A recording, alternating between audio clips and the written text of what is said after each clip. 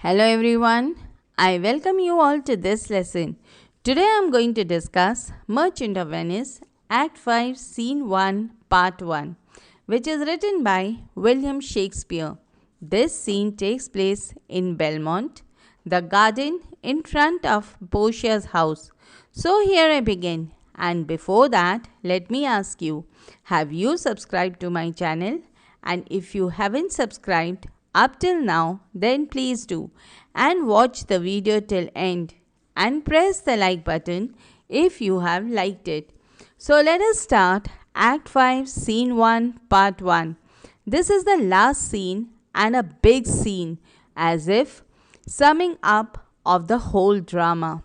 As it is a big scene, so I will do it in two videos. So Act 5 Scene 1, this is where we find Belmont, a Portia's house, and Portia's house is devoid of them as they are at Venice, and this house has been left in the care of Lorenzo and Jessica.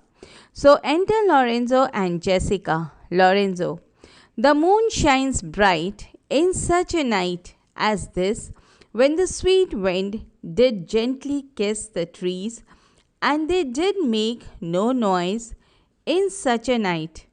Tromulus, methinks, mounted the Trojan walls, and sighed his soul towards the Grecian tents, where Cressida lay that night.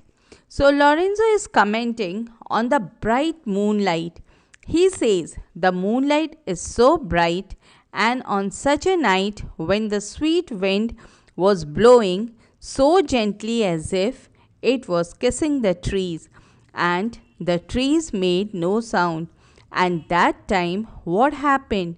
Troilus, he climbed the wall of Troy and looked in a loving manner, where he sighed his soul as if it out, as he looked towards the Grecian tents, where his beloved Cressida was sleeping that night.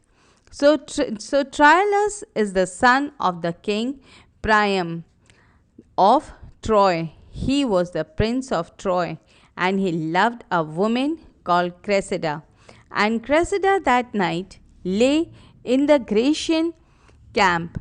She had been taken there. Jessica: he in such a night did Thisbe fearfully over a trip the dew, and saw the lion's shadow o'er himself, and ran dismayed away.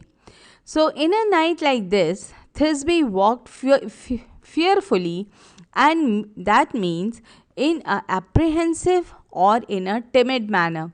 She was walking in on the dew grass, and she saw the shadow of a lion before her. She had come to meet her lover Paramus, but before she saw him, she saw a lion with a mouth of bloody from a recent kill. So being frightened, she ran away. So the Troy goes to that Paramus and Thisbe. They were not allowed to marry. Their parents were against their marriage. So they planned to meet in the forest. And what happened? Before Paramus could reach Thisbe, came, and she saw the lion with a mouth bloody from a recent kill, and she ran away. And when she ran away, she had left her cloak. That is, by chance, it might have fallen down when she was running away, being scared by a lion. And when Paramus came, he found this cloak and lot of blood on the face of the lion. So he thought that the lion must have killed Thisbe. So what did he do? Paramus stabbed himself. When Thisbe returned and found her lover mortally wounded under the mulberry tree, she puts an end to her own life. It happened when in a night like this. So Jessica also has to say something about the night. As Lorenzo said about the night, she also won't be left behind. She is also quite witty. Lorenzo. In such a night stood Dido with a willow in her hand upon the wild sea banks and wept for love to come again to Carthage. Dido was the queen of Carthage, and when Troy was set to fire, and Aeneas, one of the famous Trojan hero, he ran away with his father on his back, and Aeneas came to Carthage. Dido had fallen in love, so they had some quite good time. But after that, Aeneas left Carthage and went away. So Dido was heartbroken. So she carried a branch of the willow tree in her hand. It was a symbolic of broken love or gileated love, and mostly it is said that she committed suicide by drowning herself. So, in such a night, what did Dido do with her willow in her hand upon the wild seashore? And as if she made a sign to her lover, Aeneas, to return to her. Jessica again.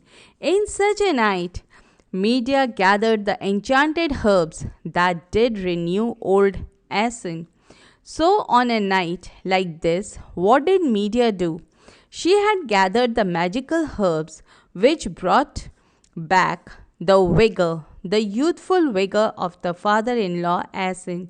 Who was Asin? He was her father in law. You remember Jason in Act 1, Scene 1? The one who had acquired the golden fleece? He had done it with the help of Medea. Then Jason had brought Medea to his country, and they got married. And with her knowledge of the magic herbs which she collected at moonlight, she renewed or brought back the youthful vigor, vitality of her old father-in-law, Asin. Lorenzo. In such a night did Jessica steal from a wealthy Jew, and with an unthrift love did run from Venice as far as Belmont. So on such a night Jessica ran away from the wealthy Jew. That means the rich Jew, her father, stole her father's money and eloped with her spendthrift lover from Venice to Belmont. So now this is coming in the personal level. Jessica. In such a night did young Lorenzo swear he loved her well, stealing her soul with many vows of faith and never a true one. So Jessica says, in such a night the young Lorenzo swore he loved her very much, stealing her heart with vows of love, but not one vow was true. To this Lorenzo says, in such a night did pretty Jessica, like a little shadow, slander her love, and he forgave it her. So in such a night, pretty Jessica, like a shrew, where shrew means a bad-tempered woman. So he says, like a bad-tempered woman, or in a bad mood, insulted her lover, or said outrageously wrong thing about her lover, but he forgave her, or blamed her lover, and he forgave her. So Jessica says, I would outnight you. Did nobody come? But hark, I hear the footing of a man. So he says that I could carry on this competition of storytelling in such a night if no one had come, but I can hear the footstep of someone. So who comes? Stefano. He is the messenger. Lorenzo. Who comes so fast in silence of the night? Stefano. A friend. Lorenzo. A friend? What friend? Your name? I pray your friend. Stefano. Stefano is my name, and I bring word my mistress will before the break of the day be here at Belmont. She doth stray about by holy crosses, where she kneels and prays for happy wedlock hours.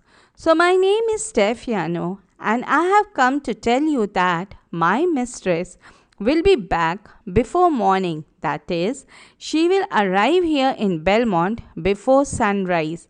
At this moment, she is among the holy crosses in church, in the monastery, kneeling and praying for a happy marriage and a happy married life. Lorenzo, who comes with her? Stefano, none but a holy hermit and her maid. I pray you, is my father yet returned?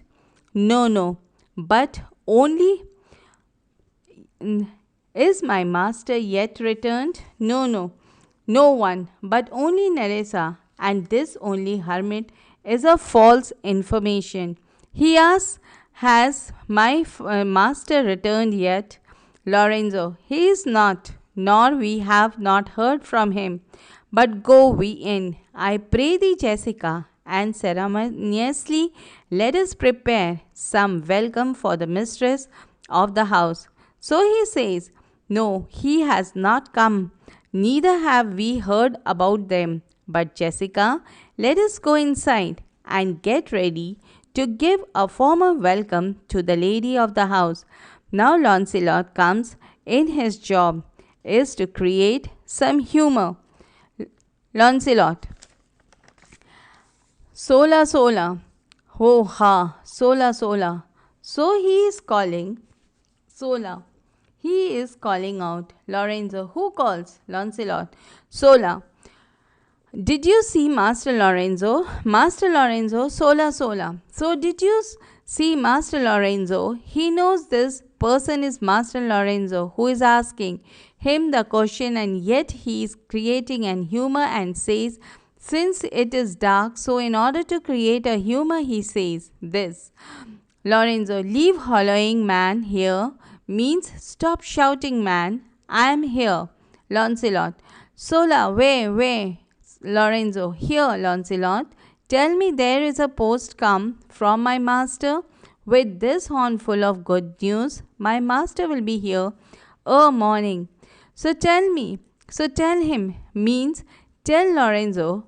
So he is telling Lorenzo only that tell Lorenzo that a messenger has come with a good news that my master will reach here before morning, and he leaves. Lorenzo, sweet soul, let's in, and there expect their coming, and yet no matter why should we go in. So Lorenzo says, sweet soul Jessica, let's go in and expect them to come there. So let's wait for them there.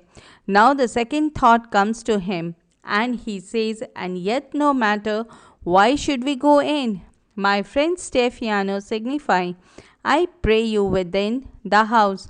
Your mistress is at hand. So my friend Stefano, I am requesting you that go and announce inside that the household that your mistress is about to come. She is close by. And bring your music forth into the air. That means bring your musician in the open to play their music to give Portia very ceremonious welcome. So exit Stefano, and so Stefano gets his order and he leaves. How sweet the moonlight sleeps upon this bank. Here the moonlight is being personified as a woman. Here will we sit and let the sound of music creep in our ears. So we will sit here and allow music to enter our ears. Soft stillness, and the night become touches of sweet harmony. So the silence and the quietness of the night, they are the exact things we need for the sweetness, means they are the best setting or appropriate setting to enjoy sweet music. Said Jessica, look how the floor of heaven. Said Jessica, sit and see how the sky is as if heaven, as if like the floor of heaven. That means the sky is thick in lead with patterns of bright gold. Means how is it decorated with bright gold? He refers to the stars. There is not the smallest orb which thou beholdest, but in his motion like an angel, like an angel sings. So the smallest star that you see, that you also see, that also produce music like an angel song. So you won't find even the smallest star in the sky also, which does not sing like an angel. That means all the stars are producing music in the sky like an angel. Still querying to the youngest, to the young eyes, cherubins, such harmony is in immortal souls. So they are also as if singing to the bright eyes of angels. Such harmony is immortal soul. So there exists such harmony in the soul. That is, souls have that same kind of harmony as souls are immortal. They never die. Our body dies, not the soul. But will is this muddy ventures of decay doth grossly close it in. We cannot hear it. So we cannot hear the celestial or heavenly music because our soul is enclosed in this muddy earth, in our earthly bodies. We can't hear it. Enter musician, come ho, and wake Diana with hymns. So he is telling the musician to wake Diana with hymns. Now, who is Diana? Diana is the goddess of moon. She is also goddess of hunting. She is also the goddess of chastity and purity.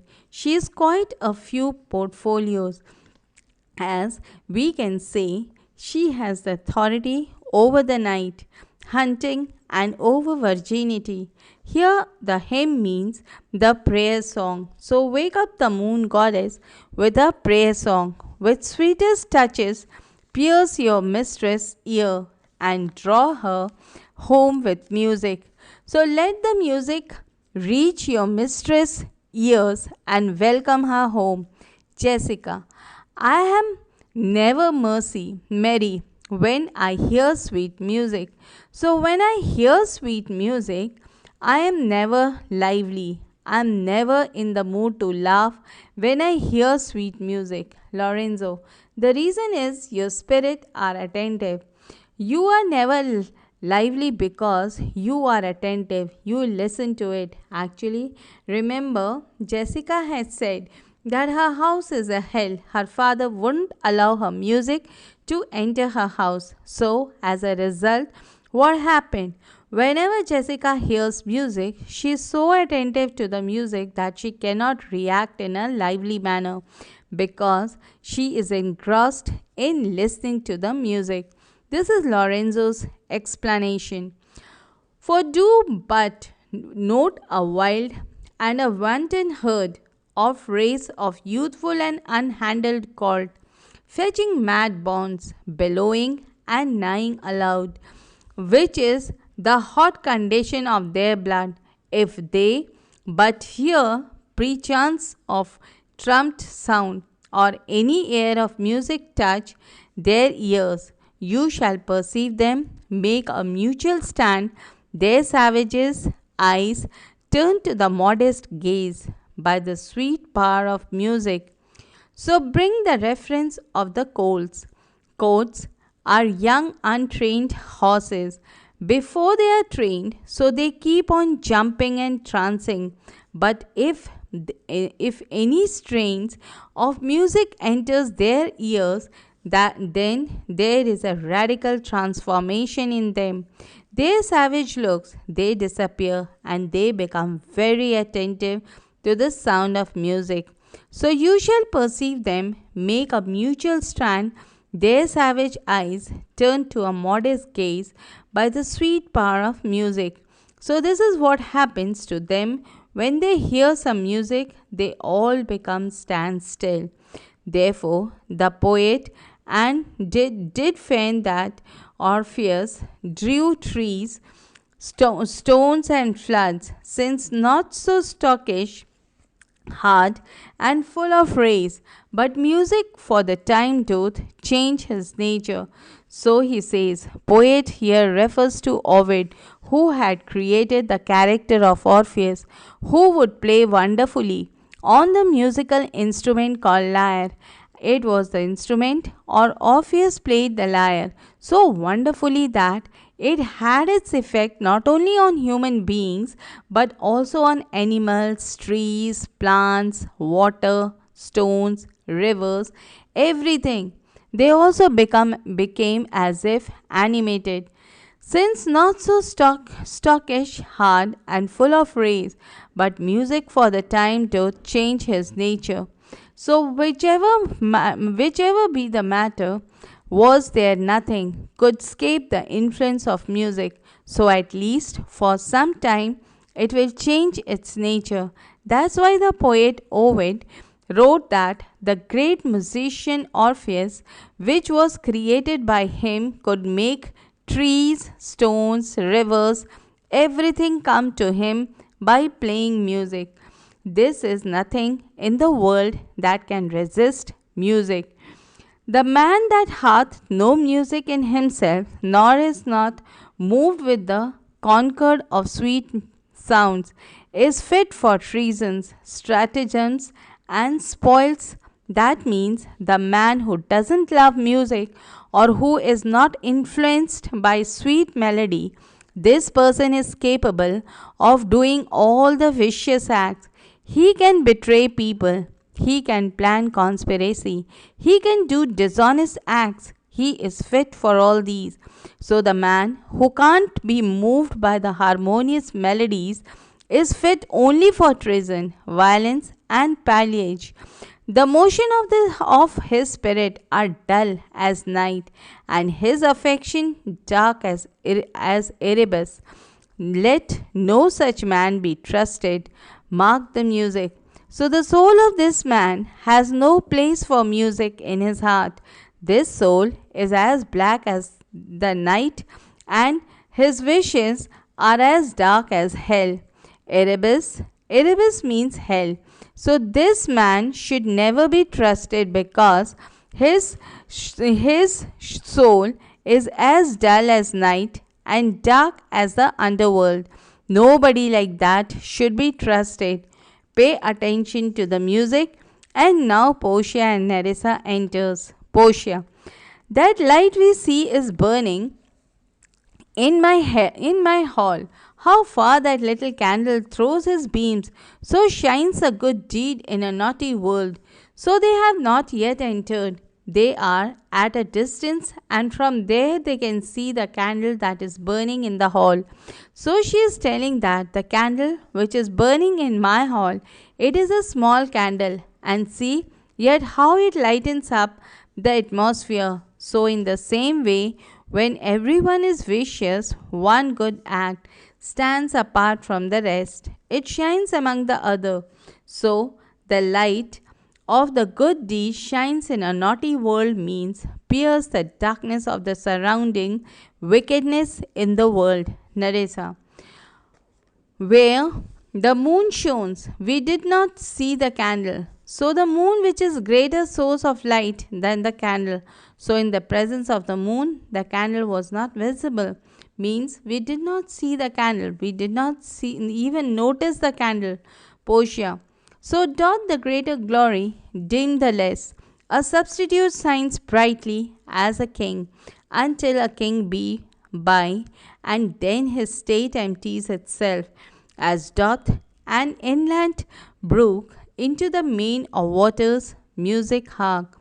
So she says greater glory always overshadows the lesser one.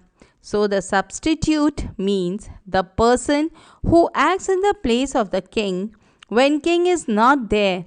So he shines in his own glory. But the moment the king returns, now he becomes as if like an inland brook which empties itself into the main river. So when the brook empties itself into the river, it loses its own identity because the greater water body makes it lose its identity. Suppose in load shedding, you light a candle. That candle will be seen from quite a distance.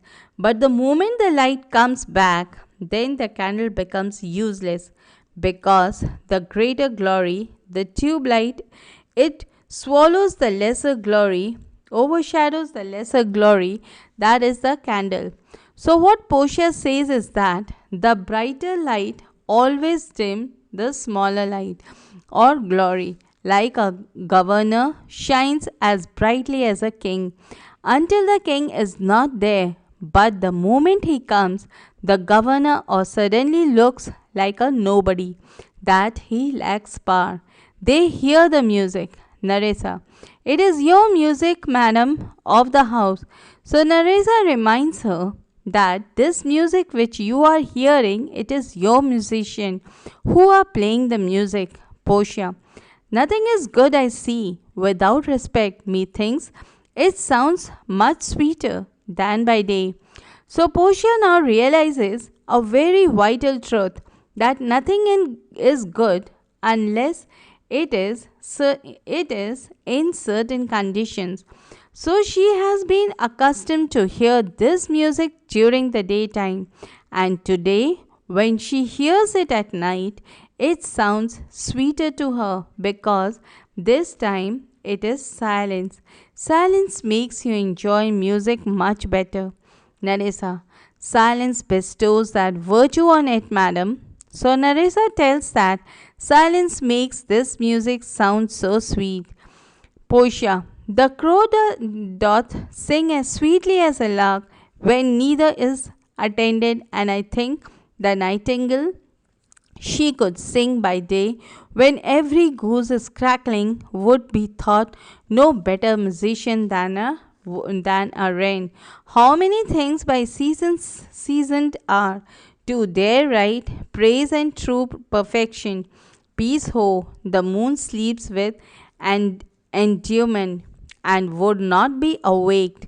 So Portia says that the crow can sing in the same sweet manner as the lark when none of them are accompanied by the other sounds. That means when there is no other sound, then the crow's song also seems sweet. The nightingale is noted for its sweet music, and this seems that at night. So according to Portia, nightingale were to sing during the daytime when every bird is cackling or making noise, then her song would be rated as no better than the song of a wren. Many things become improved when they are performed at the night time, and so they are praised for their perfection. So the time is a vital factor. And then she says quite, the moon sleeps with endowment. So the moon is being personified here. So she is telling her musician to stop because the moon is sleeping by her lover endowment and not wished to be aroused. Lorenzo, that is the voice, or I am much deceived of Portia. So Lorenzo says that is the voice of Portia. If I am not deceived or mistaken, then that voice seems to be of Portia which I hear. Portia, he knows me. All the blind man knows the cuckoo by the bad voice. So the blind man cannot see the cuckoo, but he hears the sweet song and says that is cuckoo singing. And Portia is saying that Lorenzo also knows me by my voice, but it is not as sweet as that of a cuckoo. She says, Lorenzo, dead lady, welcome home. Dear lady, welcome home. Portia, we have been praying for our husband's welfare, which speed we hope the better for our words are they returned. So just see what a lie she is telling. Very ironically, she is telling that we have been praying for the good health of our husbands. With speed, we hope the better for our words, and I hope that all are the better because of our prayers. Are they returned? Because she knows that they have not returned. Have they come back? See, ask Lorenzo. Lorenzo, they are not yet, but there is come a messenger before to signify their coming. No, madam, they haven't come. They haven't returned as yet, but a messenger had come and informed that they are on the way and soon would be reaching. Portia, go in, Nerissa, give order to my servants that they take no note at all of our being absent here. nor you, Lorenzo, Jessica, nor you. So Portia tells Nerissa that Nerissa, go inside and tell all the servants that they must not show that we have been absent. We had been not in our palace. We had been away from our palace. They should not mention or talk about it. And Jessica and Lorenzo, nor you should mention about our absence. And then they hear the sound of the trumpet. Lorenzo, your husband is at hand. I hear his trumpet. We are no telltales, madam. Fear you not. So Lorenzo says, Portia, that, my lady, your husband has come because I can hear the trumpet, and we are no telltales, madam. Fear you not. So, madam, we are not telling any tales, that is, go on telling about one person to another. So like in Hindi there is a word called chugalkhor. So we are not tattletales, madam. Don't be afraid. Portia, this night methinks is but the daylight sick. It looks a little paler. It is a day such as the day when the sun is hid. Actually, it is not yet morning because the light is really pale. So we can call it as dawn. Or rather, before dawn, it has not yet completely ended. So a little bit of darkness and a little bit of light, it is dark juncture. So she says that the night is gone, but it is very weak type of daylight. It looks very pale, as if on a day when the sun is hidden by the clouds or it is overcast sky. Enter Bassanio, Antonio, Graciano and their followers. So I told you Act 5 Scene 1. I will do it in two parts. So the first part I am ending here, and remaining part I'll be doing it in my next video, in my second video. So dear children, with these words I end my Act 5 Scene 1 Part 1 of Merchant of Venice. Do like, share and subscribe my channel. Watch the video till end and leave a comment below. One very important thing which I would like to share with you is that whenever you are watching my video, imagine all the characters and you will understand very well. That is my guarantee. Watch again and again to clear your doubts. Hope this video will be beneficial for you in your studies. Thank you.